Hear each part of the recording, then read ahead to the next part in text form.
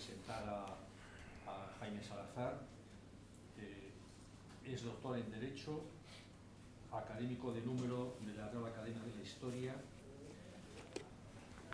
Desde hace 17 años es profesor del Máster de Derecho Nobiliario y Gremial, Heráldica y Genealogía que impartimos en la Universidad Nacional de Educación a Distancia. Es académico numerario y pasado director de la Real Academia Matritense de Heráldica y Genealogía y académico correspondiente de varias academias, por ejemplo, de la Real Academia de Jurisprudencia y Legislación. Asimismo, es fiscal y asesor histórico de la Asamblea Española de la Orden de Malta, vicepresidente de la Confederación Internacional de Genealogía y Heráldica, y entre sus reconocimientos científicos y condecoraciones voy a citar las siguientes. Le fue concedido el Premio Nacional de Historia compartido en el año 2009, el Premio Nacional de Investigación Hidalgos de España también en 2009 por su obra Los Grandes de España. Tiene concedida por el Ministerio de Asuntos Exteriores la encomienda de la Orden de Isabel la Católica y la encomienda de la Orden del Mérito Civil. Entre sus diversas publicaciones he seleccionado cinco libros. El primero de ellos es el Manual de Genealogía Española, que está editado en esta casa, en Editorial Hidalguía, en el año 2006. Otro libro también que fue una reelaboración de lo que fue su tesis doctoral en Derecho, que es La Casa del Rey de Castilla y León en la Edad Media, que se publicó en el Centro de Estudios Políticos y Constitucionales en el año 2000, y el libro que ya ha citado, de Los Grandes de España, de los siglos XV-XXI, que editó Hidalguía en el año 2013. Ha escrito numerosos libros, trabajos, monografías, estudios científicos. Quizá mencionar, porque tienen que ver también con el mundo de la caballería, la coordinación de dos libros sobre la Orden de Malta. El primero de ellos, La Orden de Malta en España, 1113-2013, en 2 volúmenes, que se publicó en el año 2015, y otro libro que también coordinó, titulado Nuevos estudios sobre la Orden de Malta, que se publicó en el año 2018. Por lo tanto, es una de las personas más conocedoras del mundo de la caballería. Y precisamente de lo que nos va a hablar es de una ponencia introductoria a este fenómeno. Es un mundo muy complejo, muy sutil y que con el conviene entrar y abordarlo con un criterio, incluso, si me apuran ustedes, técnico-jurídico. Y él nos va a hablar precisamente de las diferencias entre nobleza y caballería. Cuando quieras. Muy bien, muchas gracias. Quiero comenzar mis palabras agradeciendo a los organizadores de este acto, la Real Asociación de Hidalgos de España y la Universidad Nacional de Educación a Distancia, por haberme invitado a participar en este coloquio, y agradecer las amables palabras de don Javier Alvarado, que tiene una peculiaridad, que es la persona que más me ha presentado en mi vida, después de don Faustino y don Feliciano, que deben de andar por ahí. Por eso, muchas gracias otra vez. ¿Y qué te voy a decir, Inés, que no te haya dicho ya? He hecho, pues me parece que 4 necrológicas de Faustino, he participado en 2 homenajes en su honor, una vez pues, has estado en los 2, y por lo tanto llevo a Faustino en el corazón. Lo llevo además porque lo echo mucho de menos. Para mí era estupendo cuando estaba por la mañana en mi casa con mi ordenador y de repente tenía una duda y decía, plim, plim, plim, Faustino, ¿tú crees que...? Y él enseguida me adora. Todo lo que yo sé de heráldica, todo se lo debo a él. Y vuelvo a decirte que Y no puedo olvidar el día en que me llamó y me dijo, Jaime, quiero hablar contigo. Pues, tú dirás, sí, pero a solas. Y me dijo, quiero que entres en la academia en vida mía. Y me dio una alegría, porque todo el mundo me decía siempre, cuando muera Faustino, tú serás él. Y la condición era un poquito desagradable. Pero claro, cuando aquello me lo dijo el propio Faustino, me dijo, quiero que entres en vida mía, me llevó una gran alegría. Y y entré en la academia en vida suya, naturalmente. Bien, a los que estamos acostumbrados a investigar un tema muy concreto, como es el de la hidalguía y de la caballería, pues nos encanta que un buen día nos den la posibilidad de hablar precisamente de lo que nos gusta, porque es una de las cosas que más le encanta al investigador. Y por lo tanto, vuelvo a decir que con la satisfacción que me da esta posibilidad, voy a hablar de este tema. Si les ruego a todos, a los que se aburran y se marchen, que no hagan ruido para no despertar a los que se quedan. Esto es un viejo chiste inglés que se decía en un momento determinado y que me he permitido parafrasear. Bien, es cierto que hoy la nobleza, estamento en muchos casos, en muchos aspectos en total decadencia, concita un interés absolutamente inusitado. Para corroborarlo basta mirar los trabajos dedicados a su estudio y publicados en el momento presente o incluso para medir su prestigio social. Nos basta verificar la cantidad de corporaciones, asociaciones e incluso órdenes falsas que aparecen frecuentemente en las páginas de nuestros medios de comunicación. Pero cuando leemos u oímos hablar de la nobleza o de la caballería, ¿lo vemos hacer desde un punto de vista ajustado a la realidad histórica? ¿O más bien de forma frívola y sin un mínimo respeto a esa misma realidad? A intentar contestar estas preguntas van a estar dedicadas mis palabras, que espero que sirvan para aclarar algunos errores y desmontar ciertos tópicos. Pero primeramente tenemos que comenzar haciéndonos una pregunta aparentemente muy simple. ¿Qué es la nobleza? He dicho aparentemente muy simple porque cualquier persona de una cultura media, y probablemente no tan media, nos contestaría con diversos comentarios aproximativos sobre lo que es o ha significado la nobleza en nuestra sociedad. Y sin embargo, probablemente muy pocos, y excluyo de este limitado grupo incluso a muchos eminentes historiadores, nos podría explicar con exactitud lo que suponía la nobleza en el antiguo régimen, cómo se accedía a ella, qué derechos y obligaciones entrañaba y, en fin, qué es lo que queda en la actualidad de aquel estamento privilegiado.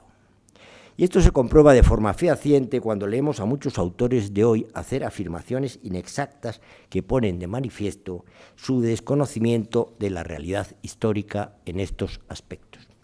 Vamos a un ejemplo que supone el primer gran tópico en el momento actual sobre este tema que hemos elegido para nuestra exposición. Se viene hablando mucho en estos últimos tiempos, especialmente desde que se cumplió en 1812 el segundo centenario de nuestra primera Constitución, de las Cortes de Cádiz que la promulgaron. Se analiza asimismo la personalidad de quienes las componían y se suele resaltar el que casi un tercio de sus procuradores eran clérigos. Otro grupo importante, letrados, y en fin, que figuraban también en sus bancos bastantes militares, funcionarios y comerciantes. Solamente, al decir de sus autores, menos de una decena de sus miembros pertenecían a la nobleza.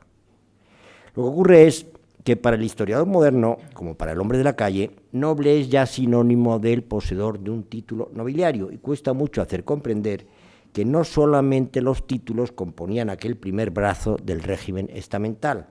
Se olvida con ello que la mayor parte de los procuradores de aquellas cortes, fuera cual fuera su profesión o su posición socioeconómica, eran nobles porque gozaban del estatus jurídico nobiliario.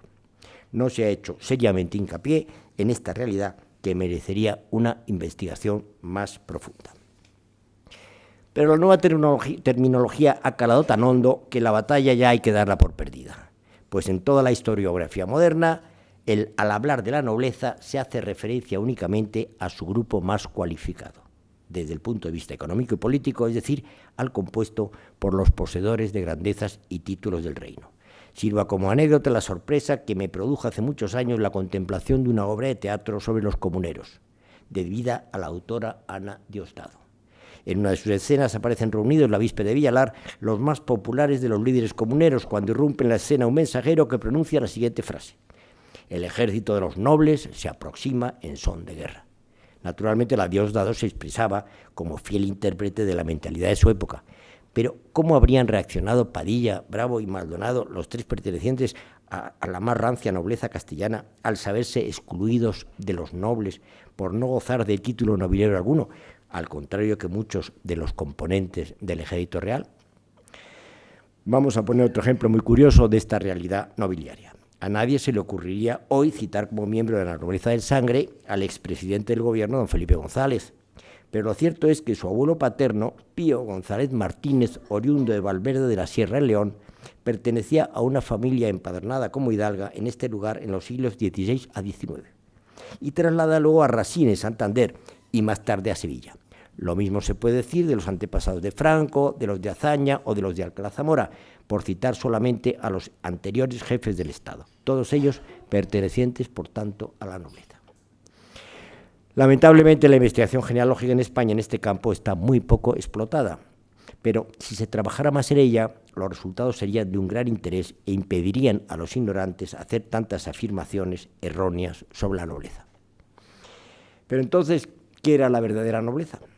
Podemos definir la nobleza como un estatus jurídico privilegiado que se transmite por vía hereditaria. Por tanto, el noble en una sociedad estamental es aquella persona cuyos derechos y deberes son distintos de los de la generalidad de sus conciudadanos. No se trata, por tanto, de que goce solamente de una situación privilegiada de hecho, sino de que ésta ha de basarse en un auténtico reconocimiento jurídico por parte del ordenamiento vigente en su sociedad. Este estatus jurídico privilegiado, aunque se puede adquirir por diversas causas, tiene como característica principal la de que se transmite por vía hereditaria, biológica en línea de varón. Y estas dos características apuntadas son los dos rasgos definitorios de todo estamento nobiliario. El título nobiliario siempre estuvo íntimamente unido al Estado noble, por un lado porque hubiera sido impensable otorgarlo a alguien que no perteneciera a él, y por el otro porque en el caso de no pertenecer previamente a la nobleza el agraciado con un título, habría sido ennoblecido al recibir esta distinción. Pero el título nobiliario en sí, mucho más que con el estatus privilegiado, tiene que ver con la posición social, es decir, con la riqueza patrimonial del personaje y con el favor regio. No era concebible, pues, dentro de la mentalidad de la época, que ambas realidades, riqueza y título nobiliario, no fueran unidas. El título va a constituir, desde la segunda mitad del siglo XIV, una especie de coronación o reconocimiento honorífico de una realidad patrimonial casi siempre previa a la propia concesión del título por el monarca. Por eso, para entender toda esta problemática de la estructura social del antiguo régimen, tan distinta a la de nuestra época actual, habría que comenzar recordando que la sociedad española de entonces, como la de todo el resto de Europa, era una sociedad estamental, dividida en compartimentos, aunque mucho menos rígidamente de lo que se ha venido suponiendo. En efecto, la sociedad de la época se hallaba dividida en los tres estamentos tradicionales: la nobleza, el clero y el estado llano. La nobleza estaba compuesta por los velatores, es decir, los guerreros; el clero por los oradores, que no solo tenían encomendadas las funciones en pro de la salvación de las almas, sino también la transmisión de la cultura. Por último, el estado llano, es decir, el común, por los laboradores, que eran los encargados de trabajar los campos y de la creación de riqueza. Lógicamente, esta explicación responde a un planteamiento muy teórico, basado en la teoría medieval de la trifuncionalidad, porque la realidad social era mucho más rica y complicada. El término de hidalgo o hijo de algo, denominación usual para nombrar al que gozaba en Castilla de este estatus privilegiado, no es tan antiguo como pueda parecer. Sus primeros testimonios, según don Faustino Méndez Pidal, se hallan en el siglo XII en el Cantar del Mío Cid y en el Fuero de Castroverde de Campos hacia 1197. Las partidas explican el significado de este término, porque ellos fueron escogidos de buenos lugares e algo, que quiere decir en lenguaje de España como bien. Por eso los llamaron fijos de algo, que muestra tanto como hijos de bien. Más antiguo era el término infanzón, para designar la misma calidad, pero esta fue dejando su lugar al de hidalgo, salvo en las tierras de la Corona de Aragón, donde se mantuvo hasta la Edad Moderna. El número de hidalgos era muy grande, y podían serlo de sangre, es decir, aquellos a quienes les venía su condición por linaje, y de privilegio los que lo habían alcanzado por disposición real. Pero quiero subrayar aquí un principio que suele ser ignorado por casi todos los que se enfrentan a su estudio, y es que el de que noble o hidalgo en aquella sociedad estamental no era sinónimo de rico o poderoso, sino que la principal característica que la definía era su exención fiscal. Los nobles no pagaban los tributos directos ordinarios ni extraordinarios, aunque gozaban también de unas consideraciones honoríficas que les distanciaban del común de los hombres llanos.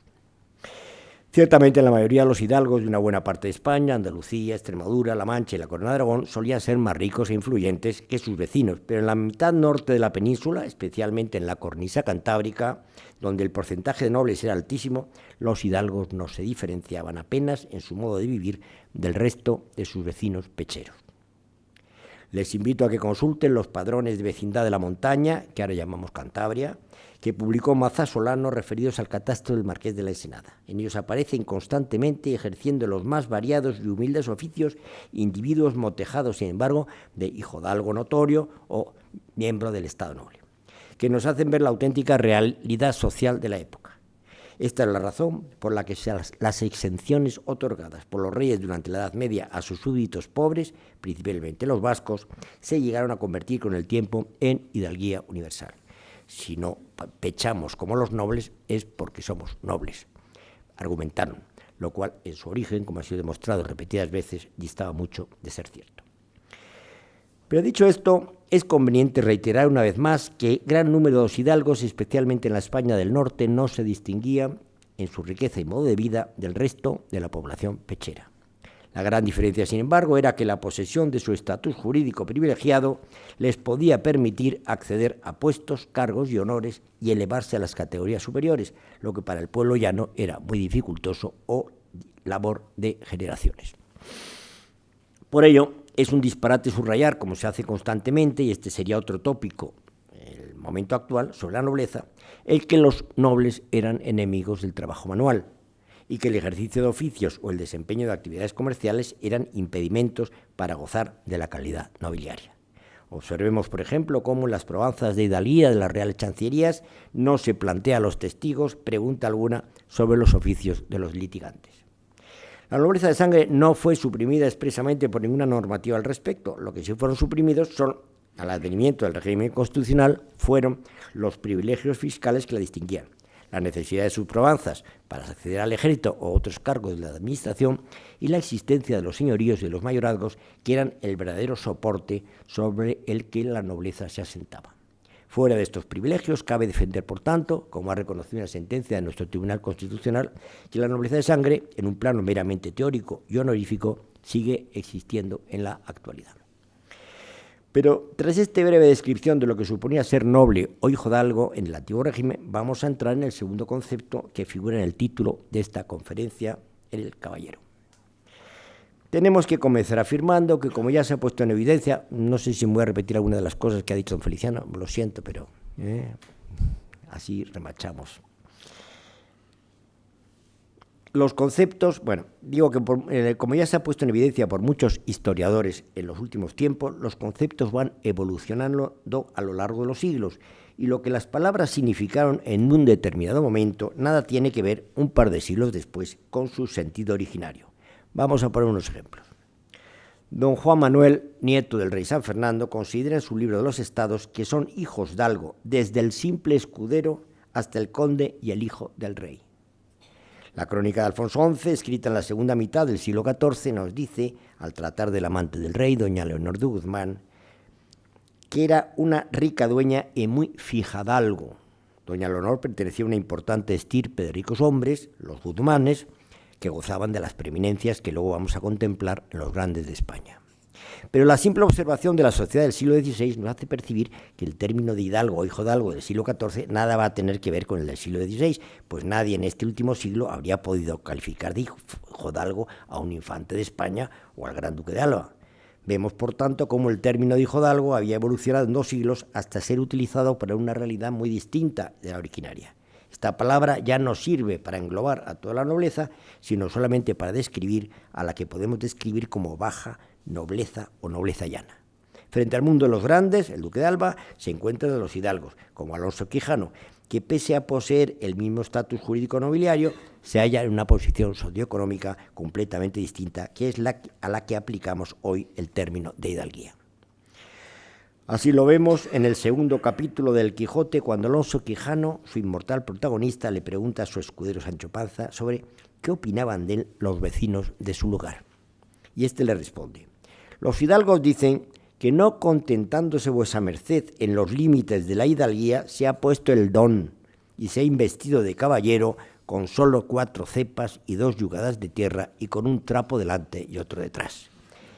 Muy bien, aquí se nos pone en evidencia que para los vecinos de Alonso Quijano, incluido Sancho Panza, aquel era un simple hidalgo y usurpaba el rango de caballero, aunque no tenía los medios para hacerlo. ¿Y qué diferencias había entre ambas categorías? De ellos vamos a tratar a continuación. En principio tenemos que ir a sus orígenes. Ser un caballero a principios de la Edad Media significaba tener un caballo al que montar y con el que acudir a la guerra. Pero ello no tenía nada que ver con la nobleza del personaje, que podía ser perfectamente pechero. Pero sabemos que mantener un caballo en aquellos tiempos no estaba al alcance de cualquier fortuna, no solamente por su precio, sino también por los de su arnés y los de sus armas, ofensivas y defensivas, lo que hizo que esta calidad de caballero y la adquisición de su equipo correspondiente ofreciera la posibilidad de elevación social y a la larga su incorporación al nivel superior de la sociedad medieval, es decir, a la nobleza. La diferencia originaria, por tanto, entre hidalgo y caballero es que el primero cifra su estatus en su linaje y la herencia de sus antepasados, y el segundo en su posición económica y su actividad militar. No obstante, desde los primeros tiempos medievales se produce el trasvase entre ambos colectivos.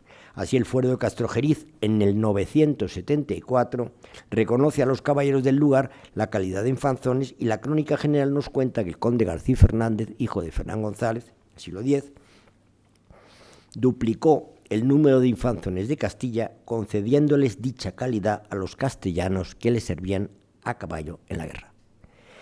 Todavía veremos, no obstante, en las antiguas leyes la mención de los caballeros pardos, que eran los que obtenían la consideración y preeminencias de caballeros a pesar de pertenecer al estado llano, por privilegio real o por cumplir ciertos requisitos marcados por las leyes. La palabra con la que se les designaba tenía que ver con el color de sus atavíos, distinto de los brillantes colores de los caballeros de noble sangre, y así en las partidas vemos como el rey sabio recomienda a los caballeros los colores bermejos, jaldes, verdes y cárdenos, ¿verdad? Cuatro colorcitos, para que les den alegría en el batallar, porque el color prieto o pardo les haría entristecer. Lo mismo podemos decir de los caballeros villanos, término utilizado fundamentalmente en Castilla para describir la misma situación. Los más ricos eran los caballeros cuantiosos o de cuantía, que eran los que, por el mero hecho de tener determinada renta, pertenecieran a la nobleza o no, estaban obligados a mantener armas y caballos para salir, en caso necesario, a contener a los moros que hicieran correrías o incursiones por su comarca. Pero esta última realidad social de los caballeros ajenos a la nobleza fue desapareciendo a lo largo de la Edad Media, y así nos encontramos a partir del siglo XII con una nueva realidad. Y esta idea va a consolidarse de tal modo que vemos cómo Alfonso el Sabio, en 1253, va a prescribir que ninguno sea osado de hacer caballeros afijos de villanos. Y su sobrino don Juan Manuel dirá que la caballería es orden que non debe ser dada a ningún home que fijo de algo no sea derechamente. Lo mismo el fuero general de Navarra, que en la misma época ordena que ningún rico hombre o caballero sea osado de hacer caballero a hijo de villano, o el de Aragón, que amenaza con la pérdida del honor de rico hombre al que arme caballero a quien no sea infanzo. La caballería se había convertido, por tanto, en una nueva élite militar y puede ser definida, como lo ha hecho Maurice King, como un estamento militar que considera la guerra como su profesión hereditaria. A partir de entonces, el caballero será un individuo de noble linaje que, provisto de caballo y armas y entrenado militarmente, se ajusta a unas determinadas normas morales o religiosas, las de la caballería. De ahí va a nacer un nuevo significado de caballero que está relacionado con una determinada actitud. Un caballero es aquel que domina sus propios actos, aquel que sigue un determinado código de conducta y de honor, que supone no solamente una manera de comportarse en la guerra, sino que también implica el cumplimiento específico de unas normas de conducta religiosa, moral y social, identificados plenamente con los ideales de la vida cortesana medieval. Toda esta realidad la vamos a ver consagrada en el siglo XIII en las partidas de Alfonso X el Sabio, quien dedica 25 leyes de la partida segunda, título 21, a los caballeros y a las cosas que les conviene hacer. Se refiere en ellas al nombre dado a los caballeros, a cómo deben ser escogidos, a cómo deben ser, a quién se puede armar caballero y a su ritual, y a cómo deben actuar los caballeros, a cómo se les debe honrar y a las causas por las que se pierde la calidad de caballero. Recuerda al sabio monarca que lo esencial para los caballeros es que vengan de derecho linaje de padre, de abuelo hasta el 4º grado, es decir, que sean hijos de algo, entendiendo por hidalguía la nobleza que viene a los hombres por linaje, transmitida por línea recta de varón y no de otra manera. A esta calidad nobiliaria se le ha de añadir las 4 virtudes propias de la caballería: la cordura, la fortaleza, la mesura y la justicia. Por último, el rey sabio entiende que además de esta nobleza de sangre, los caballeros deben ser sabidores, bien acostumbrados, fuertes y bravos para espantar los enemigos, mansos, humildes, arteros y mañosos para poder vencer a un enemigo superior y sobre todo muy leales, pues la lealtad es la madre de todas las buenas costumbres. Vemos, por tanto, cómo la caballería ya no está circunscrita a la relación del personaje con su montura, aunque le da por supuesta. Estas mismas ideas las vamos a ver reflejadas en los otros teóricos españoles de la caballería: Raimundo Lulio, en su libro del Orden de Caballería; don Juan Manuel, en sus 2 obras, el Libro de los Estados y el Libro del Caballero y el Escudero; el obispo de Burgos, don Alonso de Cartagena, en su Doctrinal de Caballeros; Mosén Diego de Valera, en su Espejo de verdadera nobleza; o Gutiérrez Díaz de Cames, de quien entresacamos este párrafo de su Victorial. Los caballeros en la guerra comen el pan con dolor, los vicios de ella son dolores e sudores, un buen día entre muchos malos. Pónense a todos los trabajos, tragan muchos miedos, pasan por muchos peligros, aventuran vidas a morir o vivir. Pan mohoso o bizcocho, viandas mal adobadas, ahoras tienen, ahoras no nada. Poco vino o ninguno, agua de charcos o de odres, las cotas vestidas cargadas de fierro, los enemigos al ojo, malas posadas, peores camas, la cama de trapos o de hojarasca, tal es su oficio, vida de gran trabajo, alongados de todo vicio. Una vida preciosa, la que nos describe Gutiérrez Díaz de Cames. Añadamos a todo ello un nuevo principio insólito para la época, el del amor cortés. Este concepto se inicia en la corte de la reina de Inglaterra, Leonor de Aquitania, establecida principalmente en Burdeos y Poitiers, y tuvo su base en el gran auge fomentado decididamente por ella de la lírica caballeresca, uno de cuyos componentes más novedosos y principales era el llamado amor cortés. Este amor cortés era una filosofía del amor que lo expresaba bajo un ropaje noble y caballeresco, que implicaba la total sumisión del enamorado a la dama. Esta es siempre distante, admirable y supone un compendio de perfecciones físicas y morales. El enamorado, siguiendo las pautas sociales del feudalismo, se convierte así en un rendido vasallo de su señora. Pensemos en la relación de Don Quijote y Dulcinea, que no es otra cosa que un fruto tardío de esta filosofía. Esta idea del amor cortés, difundida por toda Europa a través de trovadores y juglares, vino a influir, como hemos dicho antes, en la condición de la mujer. No porque la otorgara mayores derechos, naturalmente, sino porque la idealizó y la elevó por encima de su posición tradicional. En una primera fase, naturalmente, solo influyó en la condición de la mujer de las clases superiores, pero a la larga esta influencia fue abarcando a todas las capas sociales. Esta filosofía fue, por tanto, decisiva para fundamentar la prelación protocolaria que las damas de la sociedad cristiana occidental han disfrutado desde entonces, prelación que es absolutamente desconocida en otras culturas de nuestro planeta. De ahí que desde entonces la palabra caballeroso, dicha de un hombre, se atribuya a quien se comporta con distinción, nobleza y generosidad. El hombre caballeroso es quien posee como meta de conducta la primacía del honor o un legítimo orgullo nacido de provenir de gentes nobles y honorables y hacer honor a esta tradición continuándola.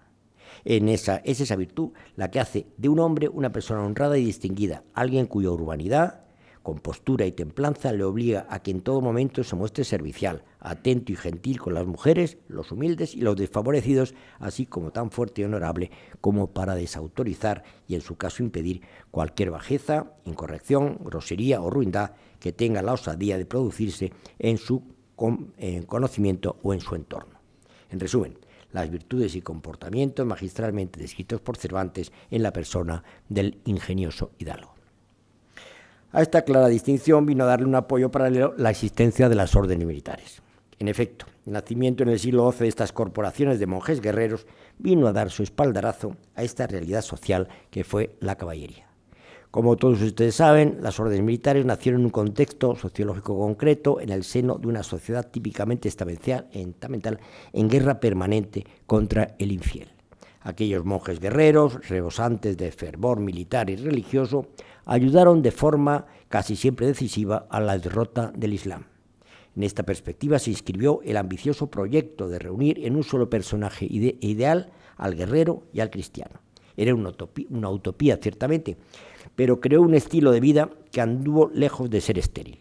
Bendiciendo las expediciones o cruzadas contra los infieles, la Iglesia ofreció una válvula de escape a la ambición y a la necesidad de acción de hombres duros y vehementes, sensibles al misticismo, dando paso con ello a órdenes militares, como la de los Caballeros de San Juan de Jerusalén, luego conocidos como Caballeros de Malta, los del Temple, los del Santo Sepulcro, o los específicamente españoles, como los Caballeros de Santiago, Calatrava y Alcántara.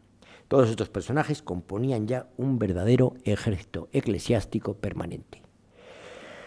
Ignoramos cómo se seleccionaba en un principio a los aspirantes a pertenecer a una orden militar. Pese a que las primitivas constituciones hacen vagas referencias a la nobleza de sus miembros, no expresan en absoluto ningún tipo de requisito para demostrar esta condición nobiliaria.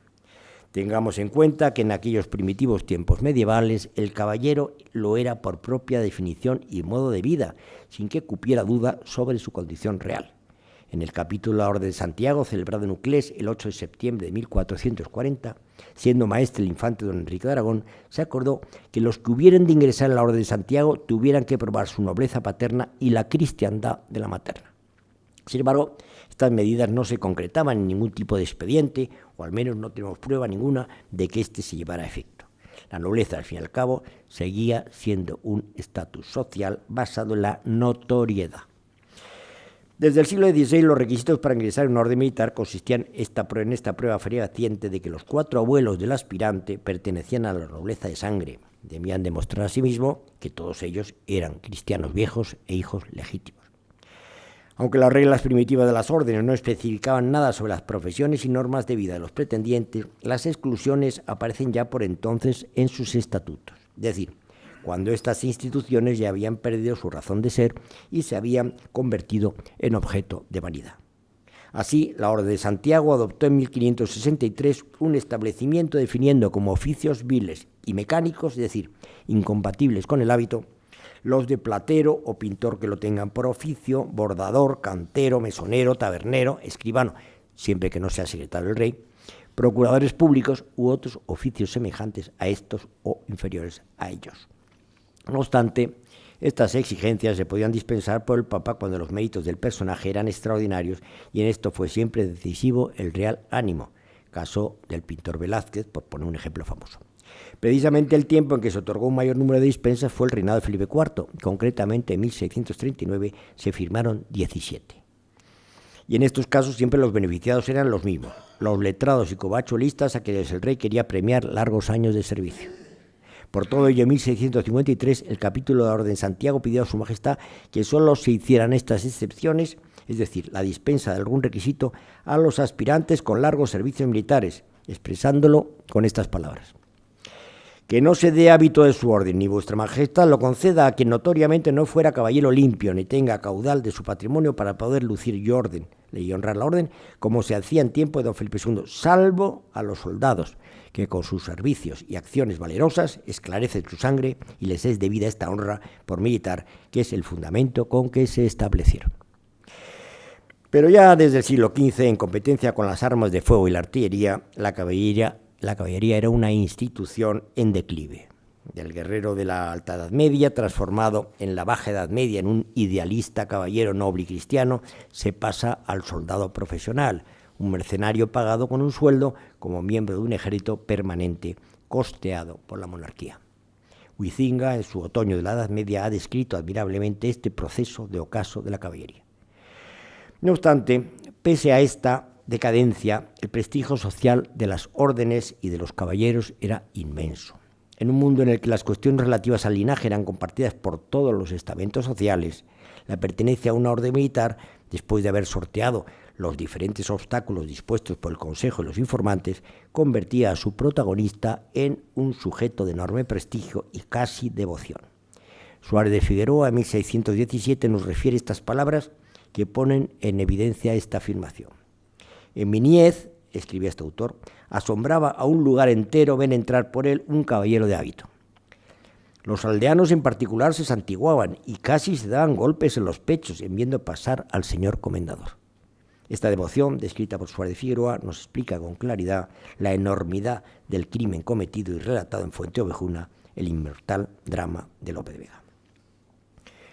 Pero una vez descritas estas dos realidades sociales, hidalguía y caballería, vamos a profundizar en su principal diferencia. Ciertamente que en su origen, como ya hemos dicho anteriormente, la hidalguía suponía la posesión de un estatus jurídico privilegiado, a diferencia de la caballería, que gozaba de un claro contenido militar, fuera cual fuera el estatus jurídico de su poseedor.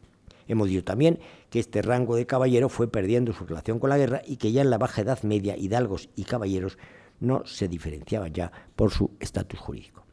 Y si no era así, ¿cuál era la calidad que los diferenciaba? Ya hemos citado anteriormente la opinión de Sancho Panza, que era la de la sociedad de su tiempo. Su auténtica diferencia era la posición social y económica del caballero, claramente superior a la del mero hidalgo. Esta primitiva diferenciación va a quedar plasmada en muchas ocasiones. Así ya en el siglo XIV vemos al rey don Pedro de Castilla dirigirse a sus vasallos en el inicio del ordenamiento de Alcalá. A todos los prelados, ricos hombres, caballeros, fijos hidalgos y hombres buenos. Se trataba ya, por tanto, de dos categorías distintas.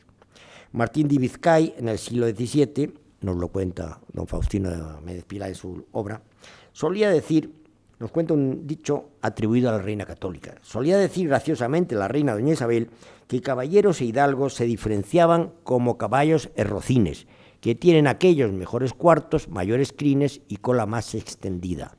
Entendido por cuartos, nos explica Vizcay, sus ascendencias, las crines y la cola, su género de vida y la mayor vistosidad estética de su imagen ante los demás. Una bonita, para que no sepa lo que es un rocín, el rocín es un caballo, pues eso, como rocinante, un caballo de segunda fila que servía para las labores, no para manejar, para llevar al caballero encima, ¿no? Para eso se empleaba más bien la palabra corcel, ¿no? Estas cualidades las vemos claramente reflejadas en los requisitos necesarios para ingresar en las órdenes militares. A los pretendientes no solo se les exigía la nobleza, sino también el llevar un modo de vida, el llamado more nobilium, es decir, costumbre de los nobles, acorde con los principios caballerescos y ajeno, por tanto, a los llamados oficios viles. Ser armado caballero equivalía, pues, casi a recibir un sacramento, según recuerda don Juan Manuel en su libro del Caballero del Escudero. Este estado non puede haber ninguno por sí, si otro non se lo da, y por esto es como manera de sacramento. Y los caballeros eran armados, en efecto, según unos ritos determinados, luego nos lo contará don Javier Alvarado, y debían vivir según unas normas que pronto aparecerán recogidas en los tratados de caballería. Las ceremonias que se usaban para armar caballero estaban reglamentadas. El ceremonial incluía una etapa previa como paje y luego como escudero. Por último, después de un día de vigilia y de oración, debió ir misa y, previa promesa de querer ser caballero y cumplir con sus obligaciones, se le calzaban las espuelas y le ceñían la espada estando cubierto con su armadura y la cabeza desnuda. Se le desenvainaba la espada y se le ponía en la mano derecha la persona que le armaba caballero, haciéndole jurar que no repararía en la muerte cuando mediase la defensa de su ley, de su señor natural o de su tierra, y se le daba un golpe con la mano en la parte superior de la espalda, el denominado espaldarazo, siendo besado luego por todos los caballeros en señal de armonía y fraternidad. Pero aparte de estas cuestiones ceremoniales, las diferencias entre caballero e hidalgo eran muy sutiles, y el paso de una a otra condición no era tan fácil de percibir, aunque generalmente se puede detectar en la documentación por el uso del tratamiento de don. Sobre este tratamiento de don ya me ocupé el año pasado en este mismo foro, cuando expresé los tratamientos entre la nobleza, y por ello tengo que repetir ahora un breve resumen. Este tratamiento había sido utilizado en la Edad Media únicamente por la familia real, obispos y ricos hombres, pero va a ir ampliándose a lo largo de los siglos, y así en el siglo XVI ya se extendía a los caballeros de las órdenes, a los párrocos y a muchos individuos, tantos que esto dio lugar a la promulgación de una pragmática de Felipe III de 3 de enero de 1611, nunca en verdad tomada en serio, por la que se ordenó que quedase únicamente circunscrito este tratamiento para obispos, prelados, grandes y títulos del reino sin excelencia, es decir, los que no llevan grandeza, y mujeres e hijas de hidalgos. Por admitida extensión, y como era costumbre, también para las personas revestidas de alguna jurisdicción, señores de vasallos, caballeros de las órdenes, hidalgos de superior riqueza y altos cargos de la Iglesia, milicia y administración civil. Vemos, por tanto, en esta práctica cómo se refieren ya las condiciones que, sin expresarlo, se requería para ser considerado un caballero. Sánchez Albornoz nos recuerda cómo Santa Teresa, en una carta a su sobrina María Bautista, priora de Valladolid, justificaba el don usado por su hermano Lorenzo de Cepeda, recién llegado del Perú, diciendo que en Indias lo utilizan todos los españoles que tienen vasallos. Sin embargo, su uso por el don Lorenzo, que había regresado rico a Ávila, causó cierto revuelo entre los nobles abulenses. Olvidaban esto, sin duda, que sus antepasados también habían improvisado tratamientos nobiliarios después de enriquecerse en la repoblación de la ciudad y de ilustrarse en la lucha contra el moro. Si sus abuelos, tras poblar Ávila, hubiesen regresado a su solar de origen con aires de caballeros, y en las nuevas tierras habían llegado a serlo, también habrían provocado más de una sonrisa. Y a este dato le podemos añadir el detalle de que nunca fue don el Cid Campeador, Rodrigo de Avívar, ni Diego Velázquez, el eximio pintor de Reyes, que solo recibió el don cuando yo era caballero de Santiago, o que tampoco lo fue Francisco de Goya o el mismo Cervantes, a quien muchos autores se lo adjudican. No obstante, en el siglo XVIII se puede decir que la inmensa mayoría de los hidalgos, salvo en el norte de España, donde eran muy numerosos y pobres, recibía el citado tratamiento. Igualmente todos los clérigos, los funcionarios reales de cierto rango, los abogados, los oficiales del ejército y en general toda persona que gozara de un cierto nivel económico o social de relieve, perteneciera o no a la nobleza. Porque en realidad el tratamiento de don siempre fue identificado por el pueblo con el poder económico. No en vano corrían estos versos a nivel popular sobre las pretensiones de los hidalgos pobres. Vuestro don, señor hidalgo, es como el del algodón, que para ostentar el don primero ha de tener algo. Este es un verso muy conocido, pero que lo voy a repetir porque a lo mejor alguno no lo ha captado. Vuestro don, señor hidalgo, es como el del algodón, que para ostentar el don primero ha de tener algo.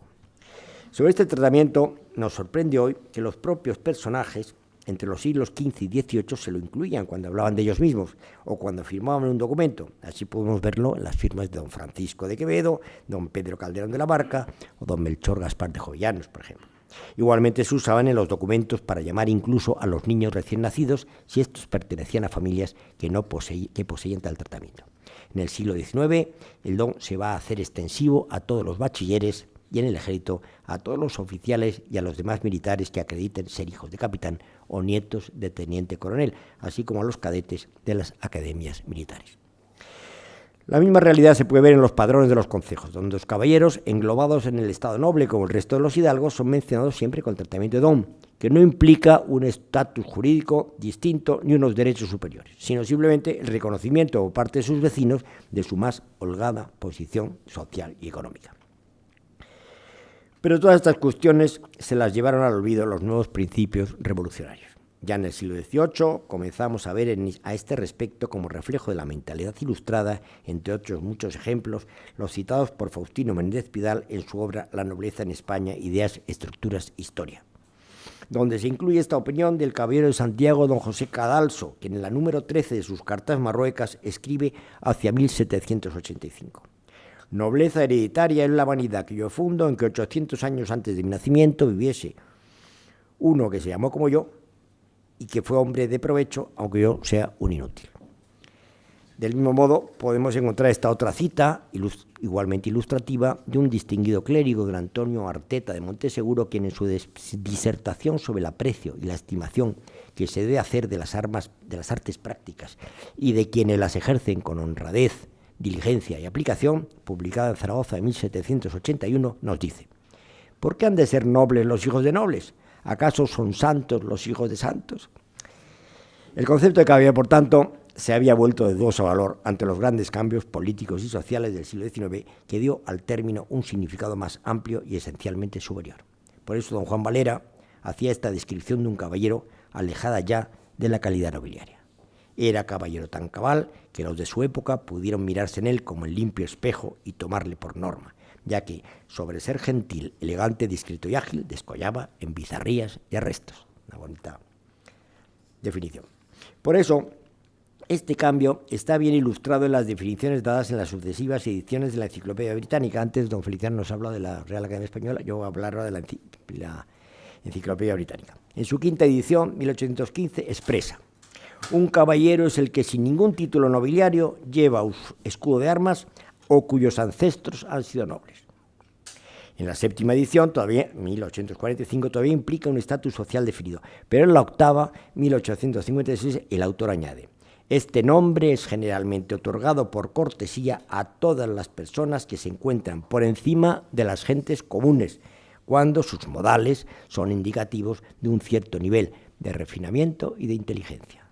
Pero, en fin, ya nos hallamos en otro contexto social distinto, en el que los hombres somos iguales en derechos, y esta constatación nos aleja del ámbito social sobre el que nos habíamos propuesto describir. Y termino ya, por tanto, agradeciéndoles a todos su presencia y haberme aguantado un buen rato. Gracias.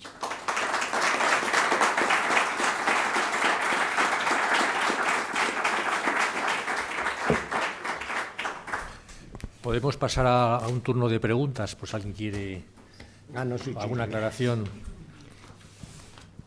A ver, algún valiente.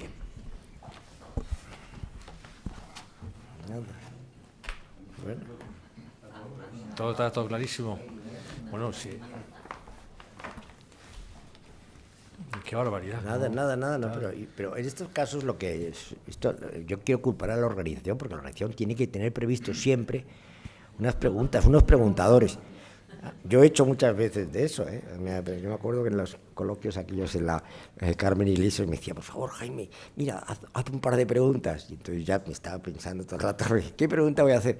Y al final ya no, porque en la cuestión de las preguntas generalmente lo que importa es romper el hielo, ¿eh? Una vez que ya luego se empiezan ya a encadenar, o salvo cuando hay algún pesado profesional que toma la palabra en el primer momento y que no la deja, y hay que también, que son peligrosísimos. Bueno, Duque, venga. De todas formas, yo quería decir que ahora, en la época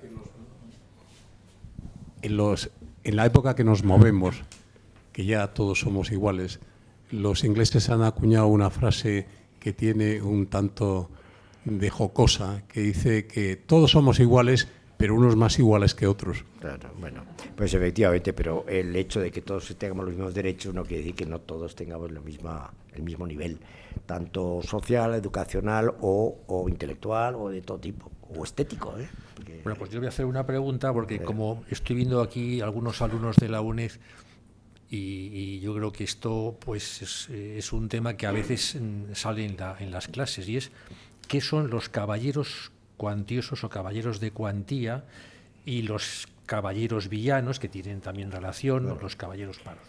Los caballeros villanos, primero nos lo quitamos de encima, son los caballeros que no eran nobles y que eran gente rica generalmente, claro, sean villanos porque vivían en las villas, ¿eh?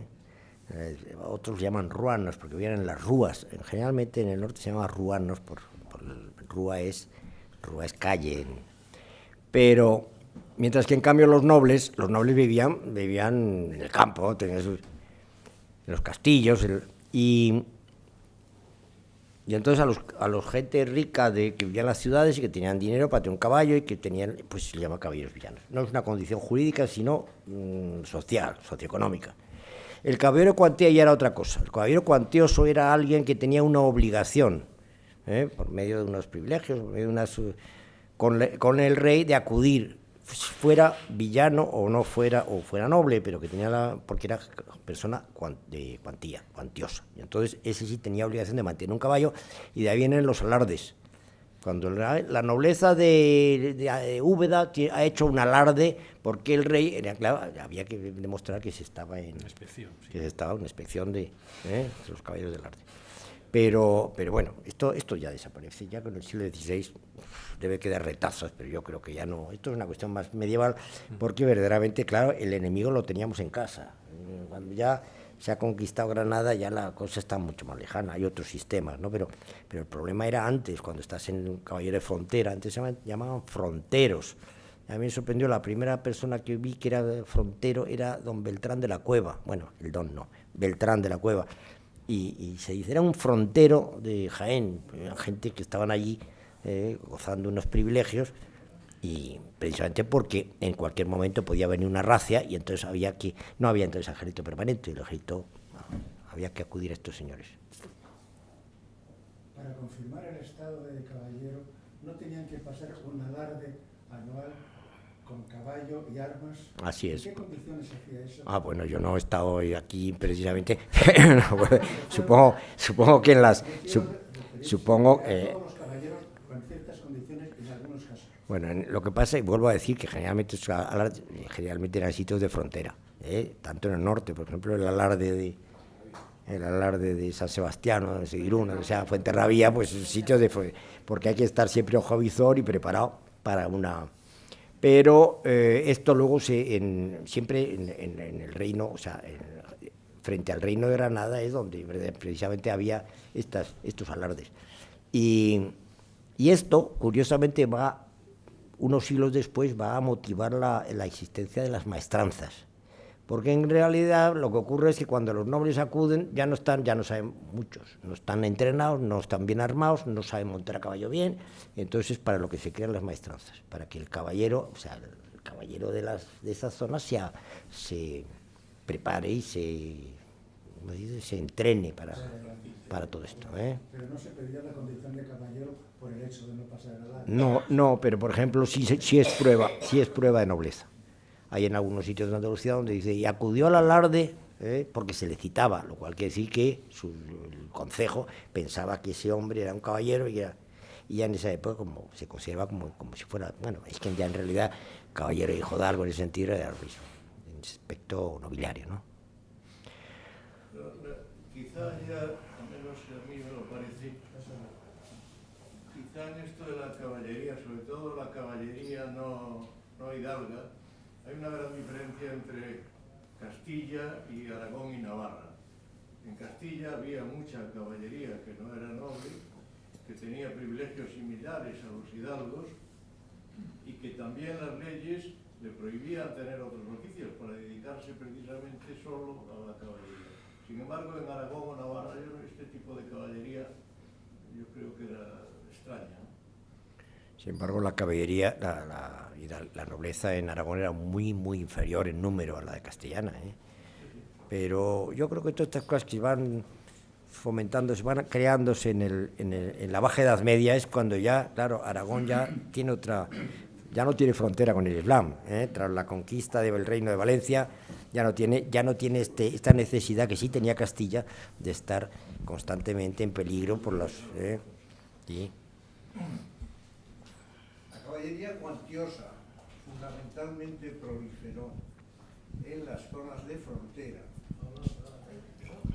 Era necesario mantener esa fuerza. Esa fuerza era necesario mantenerla. Lo acabo de decir, sí. Y se fomentó el que tuvieran acceso a esa caballería cuantiosa quienes pagaban una cuantía y tenían derecho adquirían los privilegios que se les concedía como tales, pero nunca tenían acceso a la nobleza, no tenían acceso a la nobleza, al reconocimiento de nobleza. Y dio lugar en muchos casos a confusiones. Gente que pertenecía a ese estamento y que con el paso del tiempo pretendía que se le reconocieran no solamente los privilegios, sino también esa hidalguía. Yo no vivía en aquella zona, en aquella época, pero te puedo asegurar que un señor que era caballero cuantioso, una buena temporada, al final no le empadronaban como pechero. De alguna forma, ¿por qué? Porque vuelvo a decir que las diferencias, la frontera tremendamente sutil, es decir, que cuando variable. se hacía la información, y quién sabe más de esto que tú, nadie. Cuando se hacía la información se le preguntaba a los testigos, y este señor dice, era un señor que era hidalgo, pero se ha comportado siempre como un caballero y como noble, y su padre, conocía a su padre, y su abuelo, conocía a su abuelo. Y eso es lo que se pedía. Y no había otra. Hay muchos... Porque en esa época no había padrones. En esa época no había más que de testimonio de la gente y luego ver al personaje. Naturalmente, en aquella época, ver a un caballero y ver al jornalero se notaba la diferencia. Totalmente de acuerdo. Pero hay muchos pleitos en Chancillería en los que se aporta como prueba de nobleza el que un antepasado fue caballero cuantioso. Y el propio tribunal le recomienda que no aportes eso como prueba porque era una descalificación, era un reconocimiento de que no era noble. Así es. Pero es mucho más, simplemente con que, en vez de decir la palabra cuantioso, diga simplemente que era un señor, que era caballero, que te mantenía armas, que acudía a los alardes, que no sé qué, y ya colaba. Bien. Bueno, sí, la última pregunta. Sí. Don Antonio. ¿Hay alguna relación entre la yihad, la guerra santa, Eso es las mañana. órdenes de caballería, la caballería? ¿Es una reacción a ella? ¿Es una emulación?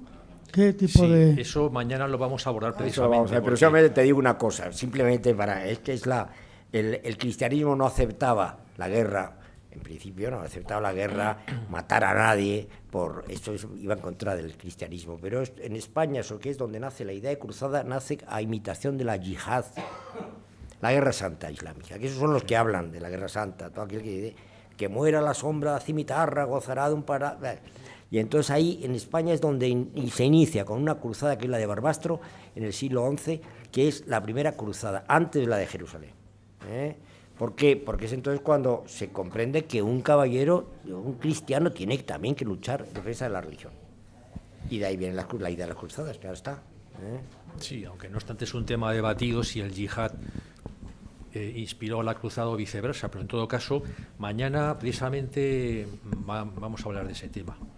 Bueno, pues entonces dejamos 5 minutos y continuamos. Gracias. Oye, Manolo, que los caballeros de cuantía no son los que pagan.